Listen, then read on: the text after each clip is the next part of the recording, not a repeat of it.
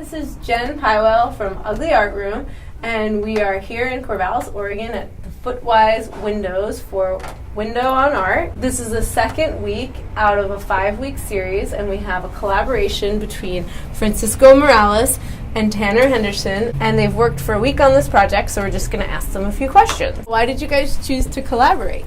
Our art philosophy is very similar. Even though we have different styles, that's really what makes it work, I think. Can you talk a little bit about the process of being in the window? It adds like a different dynamic to the work. It was interesting to work for like an hour or two and then step out and finally like see, oh wow, this actually makes sense. I think that the space and the public really played into the piece as a whole. I come from a music background, so that's kind of the inspiration when I brought it up to Tanner was like, what would it look like for visual artists to have like a jam session? I enjoy starting from scratch and seeing what can become. The process is a huge deal. Initially we had this idea that we'd start on each side and converge in the middle.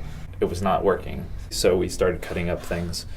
Previous drawings we started cutting up and reapplying them in the composition. And so then in the end, we start with something that's non-objective, and eventually we get something that's getting closer. I thought it'd be interesting to go out into the community. Since this is a community engaged project, I kind of wanted to connect it to the city and kind of add that kind of a layer to the work. We went out the night before and we were behind one of the restaurants here in town, and we picked up a piece of cardboard, and when we got here the next day we were cutting it up and I saw that there was like stain from like a hamburger. People may or may not see it, but just the fact that that was there, I think it'd be interesting to kind of just keep going with it and see what it becomes. Well, thanks guys so much. This is a great installation. We love it. I think the people in Corvallis are going to love it. And thanks to everyone who's watching. This is our second video, and stay tuned for 3 more videos on Window on Art.